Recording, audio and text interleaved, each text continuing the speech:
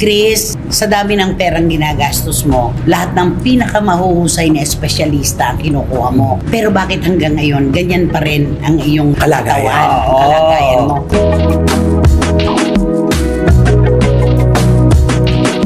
Bakit hindi ka naman makinig din sa payo ng iba? Baka naman po pwedeng magpagamot ka rin sa mga albularyo. Yun ang kanila. Yun nga. Kung maniniwala si Chris.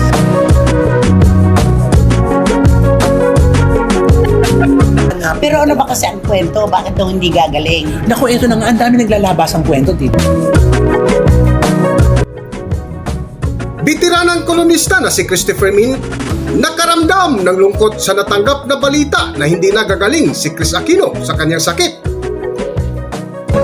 Kung bago lang kayo dito sa aking YouTube channel, huwag kalimutan mag-subscribe at pindutin niyo na rin ang notification bell para ma-notify kayo sa ating susunod na video. Maraming salamat!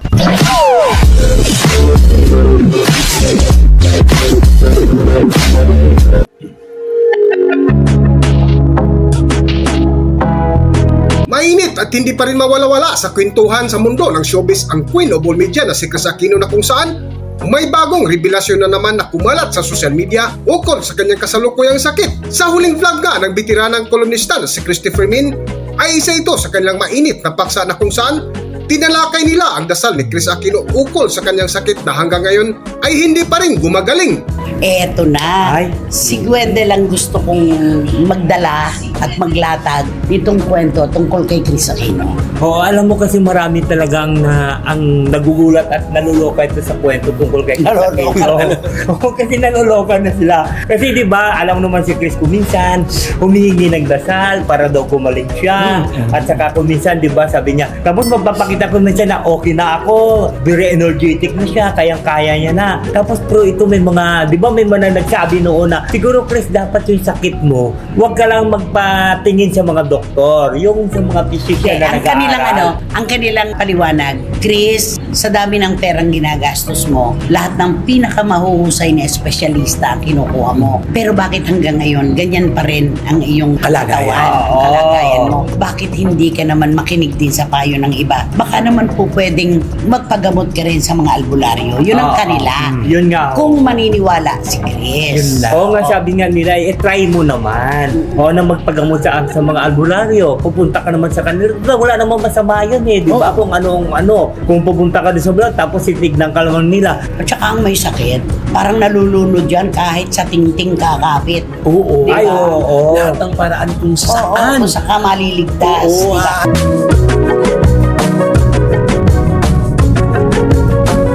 Sa patuloy nga ng kanilang paksa ay napatanong ang bitiranang kolonista na si Christopher Min sa dalawa nitong kasama na sina Romel Chica at Wendell Alvarez na isa nga sa katanungan ni Nanay Christie sa kabila na ginastusan ito ng napakalaking halaga na kumuha pa ng mga espesyalistang doktor mula sa ibang bansa.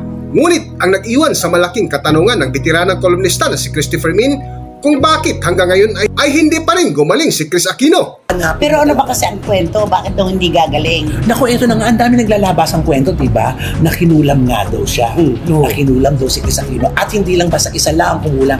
Marami daw. Pinagtutulong-tulungan. Yun. Kaya nga, ang iisipin mo, kaya parami ng parami ang kanyang nararamdaman. Ano daw? Yung karayom, na tumatakbo daw sa buong katawan niya, na may mga basahan pa doon na inilagay, mga ganyan, kung anik-anik, mga insekto na sa loob. Oo, yung barang na tinatawag.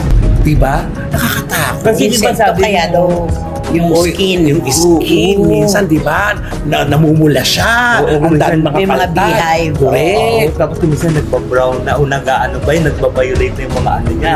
Siguro ibang insekto naman yung pumapasok doon sa katawan niya. Diba? Kaya Pero hindi, alam mo na, ang dami ng mga usapin tungkol sa sakit niya. Ang dami na nagkomento, pero wala eh. Marami raw mangkukulam na nagtutulong-tulong. Oo, babae talaga. Oo, babae lalaki Ay, daw. hindi kasi naniniwala si Chris eh. Yun nga lang ang mahirap doon, hindi siya naniniwala. Kaya ang sabi ng mga kababayan natin, sa dami na ng perang nagastos mo at pagkagagaling ng mga doktor mo, pero walang pagbabago, baka gustong namang itry yung ibang paraan. Pero kasi, sabi kasi nila, kailangan maniwala ka muna. Yes, so, tama. Kasi doon ka pagagalingin. Ganun ba yun? Oo, na parang kung hindi ka na naniniwala sa ano, bakit hindi i-effect daw sa'yo? Oo, at saka bakit ka magpapagamot sa kanila kung hindi ka naman maniniwala? So, yung faith. Ayan, Isa tama. yun eh. Siyempre walang epekto yun. Parang kinakontra mo daw. kahit anong pakagaling ng manggagamot tayo, kung hindi ka naman nawala, useless lang yung paggamot sa'yo. Tsaka nararamdaman yata ng albularyo pag di ka naniniwala. Oo. Kaya sabi niya, kinokontra. siya mismo mararamdaman na, ay, sinusubukan mo lang ako. Ganun daw yun eh. Oo. So, nilalagyan daw ng basahan ng kanyang katawan. Sabi. Tapos may mga kulisa daw na Kulisa, ipinasok. mga Mga karayong. Oo, karayong. Ano ba yan? Maramdaman yun, tumatakbo-takbo. Oo, kasi lumalakad ang karayom sa loob ng katawan. Kaya napakahirap naman nun.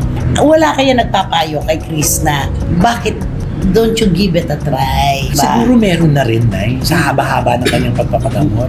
Pero hindi lang natin alam, baka naman sinubukan na nila Pero o... alam mo kung ako yung kasama ni Chris, kung ako yung kasama doon. Kasi pagka magpagamot ka, pwede naman yung sabihin na kahit kumuha ka lang ng isang buhod na hibla ng buhok dito ni Chris. O damit. Oo, yung damit. Dadaling mo doon sa manggagamot. Alam na nila kung ano magiging sakit ni Chris. Pero kaso na mahirap si Chris hindi naniniwala Oo. Alam eh. Sa bagay, talaga, mulat-mula pa si Chris, hindi naniniwala sa ganun. Oo.